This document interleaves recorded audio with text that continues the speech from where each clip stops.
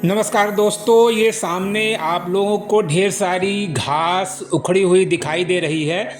लेकिन इसको आप नॉर्मल घास मत समझिए, ये मत समझिए कि वीड्स है, इसको गार्डन से उखाड़ करके फेंका जा रहा है। दरअसल ये बहुत ही नायाब किस्म की घास है दोस्तों। इसको लेमन ग्रास बोलते हैं और इसको मालाबार ग्रास और कोचिन ग्रास, इस तरह से कई नाम से इसको पुकारा जाता है। लेकिन मेन चीज़ ये है ना कि इसको अपने गार्डन में ज़रूर जगह देनी चाहिए, क्योंकि इसके गुण इतने गजब के हैं। सबसे बड़ी चीज़ तो ये है कि अगर गार्डन में जगह जगह अगर आप इसको रख देते हैं ना, तो गार्डन में जो मच्छर वगैरह आ जाते हैं तो वो इसकी महक से दूर रहेंगे। बहुत तेज़ महक होती है इसमें। एक लिक्विड इसके ऑयल में पाया जाता है, दवा के रूप में जो है सिट्रिनेला नाम का एक लिक्विड होता है जो इसके ऑयल में पाया जाता है। तो ये जो सिट्रिनेला होता है ना, इसी से आपने देखा होगा कि जो लेमन वाले साबुन वगैरह होते हैं या मच्छर भगाने वाले जो कॉइल्स वगैरह आजकल बनाए जाते हैं, तो ये सिट्रिनेला से ही बनते हैं। क्योंकि मच्छरों को सिट्रिनेला की जो खुशबू होती है वो बिल्कुल भी पसंद नहीं होती है, तो मच्छर तो इससे दूर रहते हैं। तो एक तो बड़ा फ़ायदा यही है कि गार्डन में आप इसको ज़रूर लगाएं। तो आप ये सोच रहे होंगे कि तो मैं क्यों इसको उखाड़ करके इस तरह से मैंने रखा है।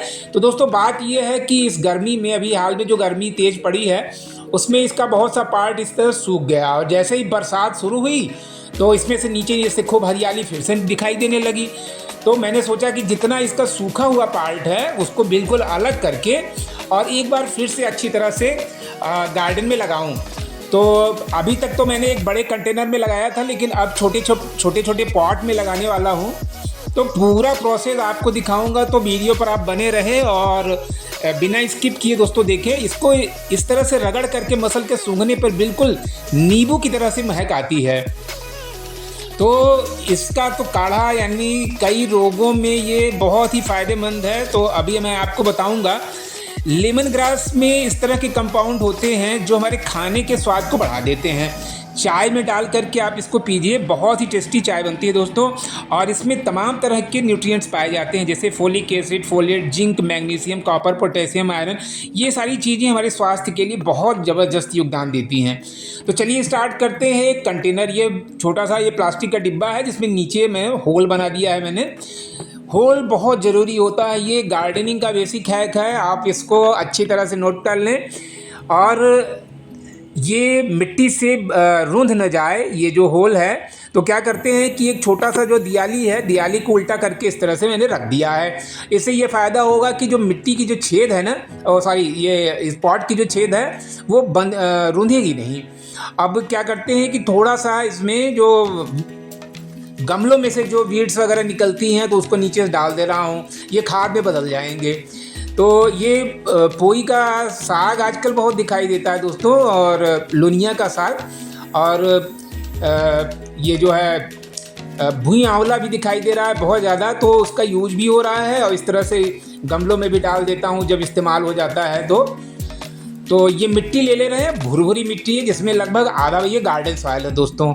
तो इसमें लगभग आधा भाग ऑलरेडी जो है गोबर कंपोस्ट भरा हुआ है, जो पौधों के लिए बहुत ही पौष्टिक होता है। आप चाहें तो इसमें कोकोपीट वगैरह मिला करके और थोड़ा सा वर्मी कंपोस्ट भी मिला सकते हैं। मैंने इसमें गोबर कंपोस्ट मिलाया हुआ है, क्योंकि गोबर कंपोस्ट मैं बनाता हूँ। और ध्यान रखिए कि ताज़ा गोबर इसमें न डालें, ताज़ा गोबर डालने से पौधे ख़राब हो जाएंगे। और इस मिट्टी को मैंने अंदर डाल दिया है पॉट में। प्लास्टिक का पॉट है, बहुत अच्छा है, ठीक है। हालांकि मिट्टी का पॉट सबसे बढ़िया होता है, लेकिन ये खाली पड़ा हुआ था ये, तो मैंने सोचा कि इसी में लगा देता हूँ। ये इकट्ठा मैंने किया है दोस्तों, इतना जो है। जैसा कि मैंने बताया था कि जिसका सूखा हुआ जो पार्ट है उसको अलग रख दूंगा, लेकिन उसको फेंकना नहीं है मुझे।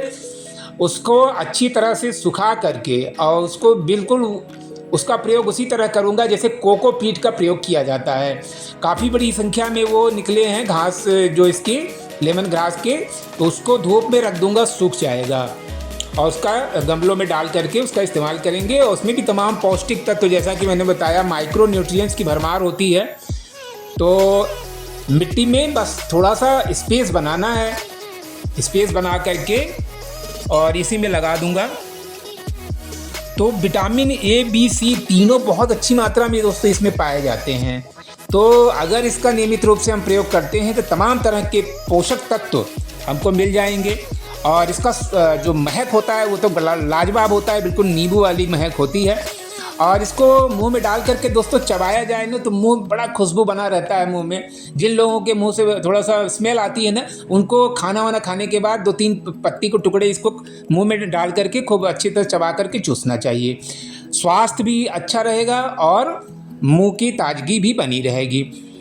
और तो ये मैंने लगा दिया है और बस मिट्टी किनारे किनारे रख दे रहा हूँ अच्छी तरह से। फ्रेंड्स, ये पाचन में भी बहुत सहायक होता है, कब्ज सूजन वगैरह दूर करने में बहुत अच्छा काम करता है। अगर आपको कहीं दर्द है, सूजन है, यानी इन्फ्लेमेटरी का भी काम करता है ये। और गठिया में तो ये बड़ा इसका रिकमेंड है इसका आयुर्वेद की तरफ से। किसी को अगर अधिकपारी सिर दर्द वगैरह होता है तो नियमित रूप से इनका सेवन करना चाहिए। ये मेन चीज़ ये है ना कि आयुर्वेदिक चीज़ें एक ही दिन में नहीं फ़ायदा करती है, उनको नियमित रूप से लेते रहना चाहिए। कोई अंग्रेजी दवाई नहीं है कि गोली खाया और तुरंत ठीक हो गया, लेकिन उनका तो साइड इफ़ेक्ट भी होता है। इसको आप नियमित रूप से बस थोड़ा सा चाय वगैरह में डाल के, या चाय में नहीं डालना चाहते हैं तो इसका अलग से काढ़ा बनाएं, अलग से बिल्कुल प्योर इसकी चाय बना करके आप पी सकते हैं। थोड़ा सा नींबू और थोड़ा गुड़ वगैरह डाल करके, काली मिर्च डाल करके बनाएं, बहुत गजब की इसकी चाय बनती है। तो फ्रेंड्स, इस तरह से मैंने पॉट में लगा दिया है। आपसे आशा है कि आप कमेंट ज़रूर करेंगे। फ्रेंड्स, ये कोरोना के समय में इसका इस्तेमाल बहुत होता था क्योंकि इसमें प्रतिरोधक क्षमता बढ़ाने के गुण होते हैं, कोलेस्ट्रॉल को कम करता है और जो शरीर से हानिकारक पदार्थ होते हैं उनको डिटॉक्स करता है। तो ये एक बार पानी से इसको अच्छी तरह से मैंने भर दिया है। और टेंशन को भी दूर करने वाला ये मस्तिष्क में एक प्रकार के रसायन सेरोटोनिन को छोड़ता है ये, जिससे कि दिमाग में हमेशा ताजगी बनी रहती है। तो दोस्तों, वीडियो कैसा रहा आप कमेंट करें, लाइक करें, अगर शेयर करेंगे तो और भी अच्छा होगा। अगर मेरे चैनल पे नए हो तो प्लीज़ आप सब्सक्राइब कर सकते हैं। तो ये है लेमन ग्रास, जिसको चाइना ग्रास भी बोलते हैं। तो मिलते हैं दूसरे वीडियो के साथ, तब तक के लिए हैप्पी गार्डनिंग।